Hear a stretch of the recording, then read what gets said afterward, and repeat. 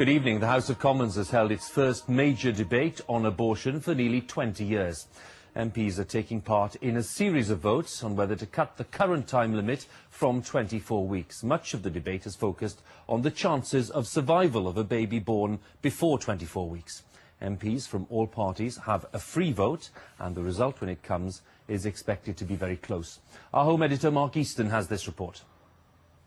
Ours is the first generation to witness life inside the womb. Remarkable computer-generated images mean we can watch the developing human fetus transform from a bundle of cells into a baby. But these pictures are also troubling, forcing us to ask questions again about the rights of the unborn.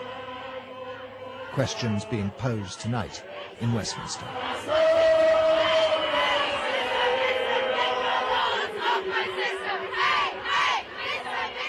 Outside Parliament, demonstrators from both sides of the argument have gathered as MPs debate lowering the maximum age at which abortion is legal, currently 24 weeks. For those very few, but nonetheless vulnerable women, does this House actually believe that it should take away considerations of them as an individual? A little boy was aborted into a cardboard bedpan which was thrust into my arms. And as I stood and looked in that cardboard bedpan, this little boy was gasping through mucus and amniotic fluid for his breath. Why? Why is it so difficult for societies, even one like ours, to give the power to decide to those who carry the consequences? It can often mean a lethal injection to the heart, and then the carving and slicing of the unborn child's body parts, tearing limb from limb.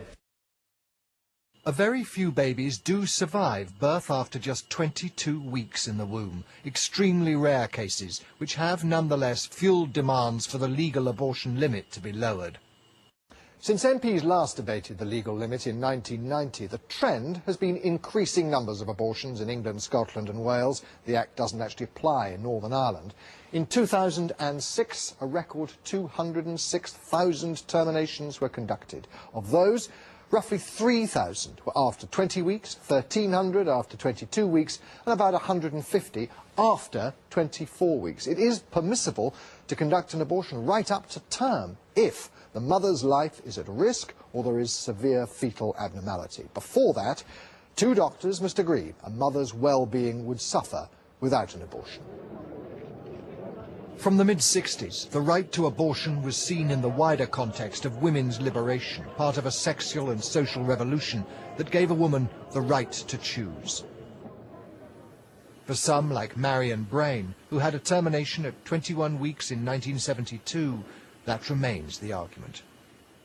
I was distraught a lot of the time. You know, you're in a situation where you don't know what the future holds, but you feel that you can't cope with what's ahead of you. But for others, it is a religious and moral issue. The leader of Britain's Catholics argues that abortion is the taking of innocent human lives. My purpose in speaking this evening really is an appeal to the country as a whole, to who I think are becoming aware that 200,000 or so abortions every year is not only sad, but also somehow very wrong. Tonight's parliamentary votes are not about whether abortion is right or wrong, only at what point we draw the line. But behind the politics lie profound and passionately held views about human life. Mark Easton, BBC News.